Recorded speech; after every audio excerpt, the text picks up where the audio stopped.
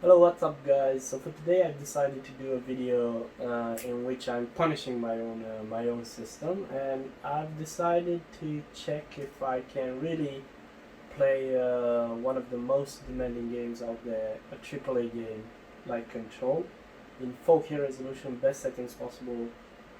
This while we are encoding 4K video in Adobe Premiere. So I know some other people done this video before, but I was curious to see how it works with my system. A system which is based on a i9-7960X from Intel, 64 gigs of RAM, a Sli connection 2080 Ti, everything on a Rampage 6X3. Now I switched to this system of two monitors because it's very useful, especially when you're working on a project. If you talk about, I don't know, video encoding or web design or this kind of things, you can, on the second monitor you can always watch a tutorial or this kind of things. But I've decided to take it to the extreme a little bit. So yeah, now as you can see from the video in the background, we use the best settings possible. And the first thing you'll notice is that the CPU goes immediately to 100% utilization, and the GPU link, as expected, is not performing especially in Control. Though the game is playable at 30 frames per second, 25-30 frames per second. It's, let's say, at the minimum playable frame rate.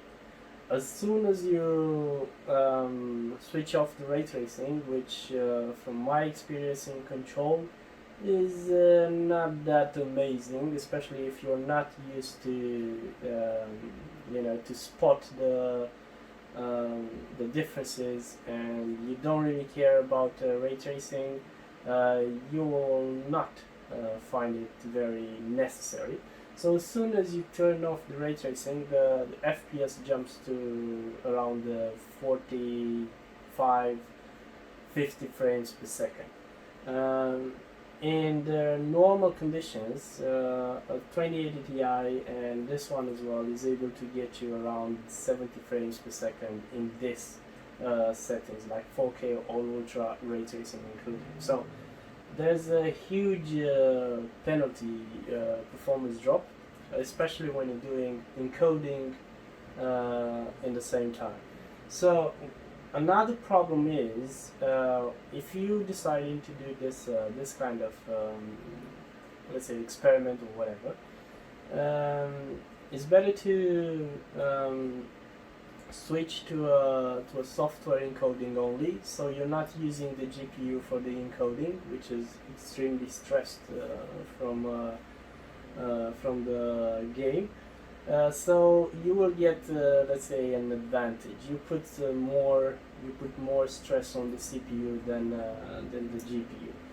Now, because I decided to see the performance in a game that actually uses the Sli connection, I decided to switch to Shadow of the Tomb Raider, a game which is very well known for his ability to use the NVLink connection. And let me tell you, the performance is absolutely amazing. You get around 55-60 frames per second on average. I did the benchmark as well. I'm not gonna show it like in. I mean, yeah, we will see it in full, I think, if it finishes until I finish the talking and this kind of thing. So yes, when you are talking about a game that knows how to take advantage of that NVLink connection, the performance is it's much better when you have all the stress on a single GPU. So as long as you're playing a game that performs in NVLink, yes, it delivers a very sustainable performance. On a single GPU, the stress is kind of too much, even for 2080 Ti, and it is playable, but in certain situations, like when the image becomes like very active, you know, you have fights, you have car chase, or this kind of things, the frame drops. The frame rate drops very considerable. So yeah. Now conclusions, because I want to talk a little bit about this thing with the upcoming 3080 Ti, probably is going to be called, and I'm gonna refer to the people out there who wants to do a Sli connection with a 3080 Ti. My advice is, don't waste your money. Even with two 2080 Ti, there are a handful of games out there which can take advantage of this kind of connection. So for me, I can't say that it was a waste of money, because now, for example, it's decided that I will sell one of the cards, and you know, put some difference and get the new one. And with the second 2080 Ti, probably I'm gonna build a second second system, which I'm gonna give it to someone very dear to me. So yeah, don't waste your money on a second GPU, on a Sli connection, especially if you think into the 3080 Ti. The things will not change. The Sli connection, it might take a while until it will become relevant again. It's true, in the benchmarks, in most of the benchmarks, in the synthetic benchmarks, you will have the right to brag about it. If you are curious, I broke some records, and I was very proud by those numbers that I've managed to get in 3D Mark, because the 3D Mark has a reference system that is based on 3950X from AMD, and it's exactly the same with mine, except the CPU. So I managed to beat that system with let's say with consistency in every important benchmark, and especially in 4K. So I'm still on top, but besides that, you don't have like a real application of this kind of horsepower.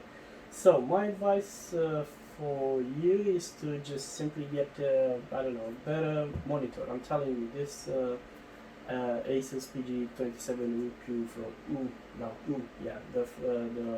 144 Hz in 4K from ASUS does an amazing job. And you can see even in this video that is rolling in the background, you can spot the image quality. This is a Predator. It's 60 Hz.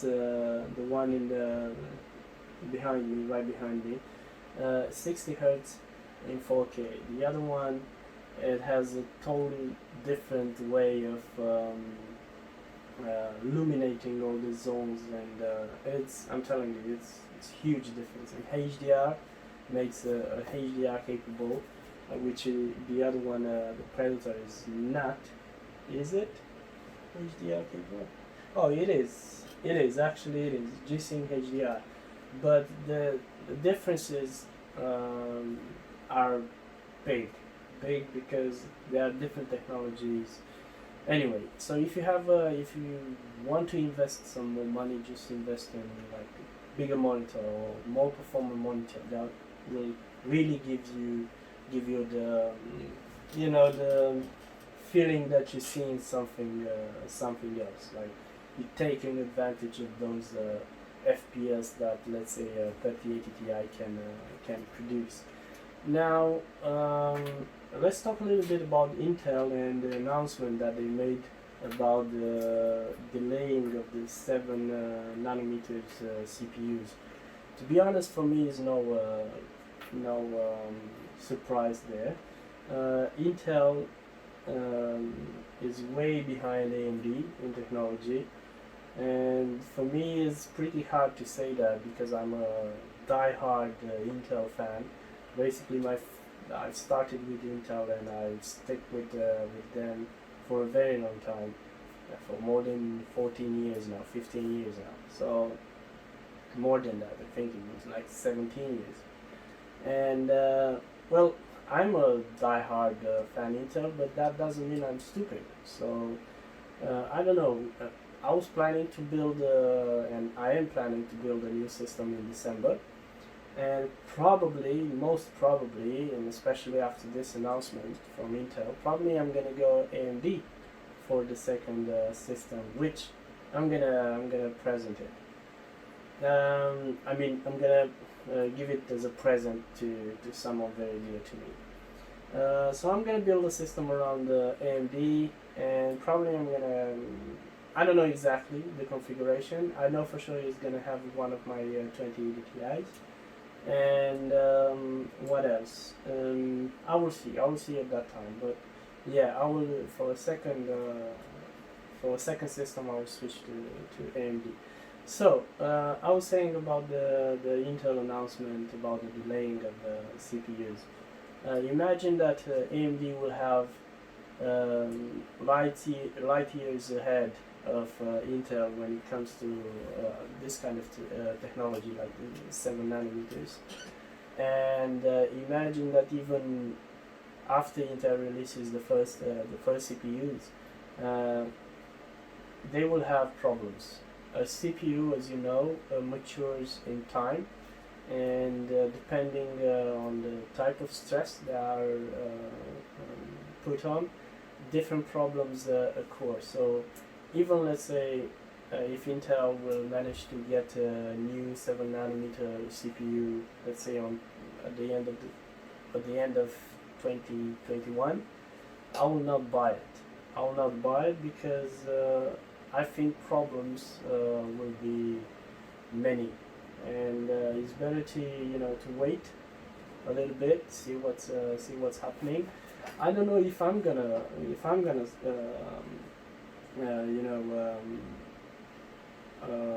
switch to AMD. It's still hard to believe. Die-hard fan Intel. It's hard for him to to go to the other side, to the dark side. Plus, this CPU, 16 cores, 32 threads, is pretty much enough for most of the work that I'm doing. And especially if I'm gonna pair it with a 3080 Ti, I think it's more enough, mainly for gaming and some video editing, video coding, and web design and this kind of things. So yeah, that's it. I'm disappointed by Intel. I know now everyone is hitting them even when they are very down. I'm not really the type to do that, but when when it's fair, it's fair. I mean, they have to admit that they did a lot of shitty things, especially with the pricings and the way they were charging, and they are still charging people extra for this privilege of Intel Inside, which in the end is a bullshit. If I'm gonna be able to to get the same performance or maybe even better at half the price, I mean, you have to be stupid to pay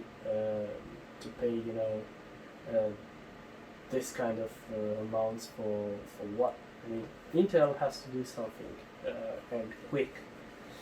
But anyway, so that's it about this news and gibberish talk, and thank you for watching, and see you in the next time. So in conclusion,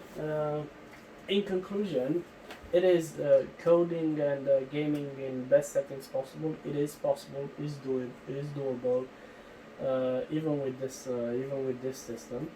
But it's not very, if you are FPS hungry, and especially if you have if you have a set limit that you are not willing to go under, this experience you will not find it very pleasant, especially if you have a single GPU and especially if your favorite AAA game does not know how to take advantage of a Sli connection. So if Sli is not enabled and is not doing its job, 4K gaming in best settings possible while encoding is a no-no. In this with this system, I mean, it's not that it's a no-no, but it's not a very great experience. At 30 frames per second, it's not that impressive. Anyway, thank you for watching this very long video, and see you in the next one. Take care, and as usual, stay safe.